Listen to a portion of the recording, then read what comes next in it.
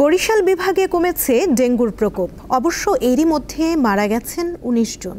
চিকিৎসকরা বলছেন, ডেঙ্গুতে আক্রান্তের হার কমে এলেও ঝুঁকি পুরোপুরি কাটেনি। চলতি বছরের ৩১ আগস্ট পর্যন্ত বরিশাল বিভাগের ৬ জেলায় ২টি মেডিকেল কলেজ হাসপাতাল, ৬টি জেলা সদর হাসপাতাল ও ৪২টি উপজেলা স্বাস্থ্য কমপ্লেক্সে ডেঙ্গুতে আক্রান্ত হয়ে ভর্তি হন ১০,৩২৭ জন। এর মধ্যে ১০,০০০-এর বেশি রোগী সুস্থ হয়ে বাড়ি ফিরেছেন। বেসরকারি হাসপাতালে চিকিৎসা নেওয়া রোগীর তথ্য নেই সরকারি দপ্তরে। চিকিৎসকরা বলছেন, আক্রান্তের হার কমে এলেও ঝুঁকি এখনও রয়েছে। 99% রোগী বেশ ভালো ম্যানেজমেন্ট নিয়েই যাচ্ছে।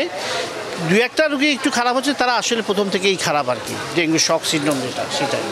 এটা বাকি মোটামুটি ভালোই চলছে।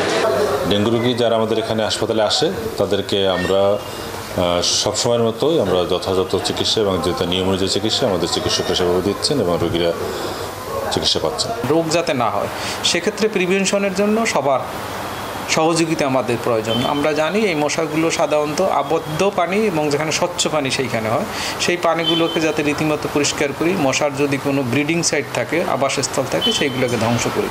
যার জন্য সরকারিভাবে যে কার্যক্রমগুলো নেওয়া হয়েছে সেখানে যেন সকলের সম্পৃক্ততা থাকে, সেইটাই আমি সবাইকে অনুরোধ। রোগী ও তাদের স্বজনরা হাসপাতালে চিকিৎসা সেবার মান উন্নয়নের দাবি জানান। আমাদের সরকারি হাসপাতাল থেকে বলছে তারা এটা পারবে না, তারা বলছে বরিশালে আসতে, তো আমি বরিশাল আসলাম। গৌরনদী স্বাস্থ্য কমপ্লেক্সে 4 দিন ছিলাম। এই জায়গায় এপার করছে, এই জায়গায় এসে একটু ভালো হয়েছে। এখানে পর্যাপ্ত সুষ্ঠু ব্যবস্থাপনা বলতে যেগুলো বোঝানো হচ্ছে, সেখানে পর্যাপ্ত নার্স, পর্যাপ্ত চিকিৎসক, পর্যাপ্ত বেড এবং পরিষ্কার পরিচ্ছন্নতার এটার উপর যথেষ্ট গুরুত্ব দেয় না কর্তৃপক্ষ। না দেওয়ার কারণে রোগীরা চরম ভোগান্তির শিকার হয়। বরিশাল বিভাগের ৬ জেলার মধ্যে বরগুনাকে ডেঙ্গুর হটস্পট হিসেবে চিহ্নিত করেছে স্বাস্থ্য বিভাগ। দীপ্ত বার্তা কক্ষ।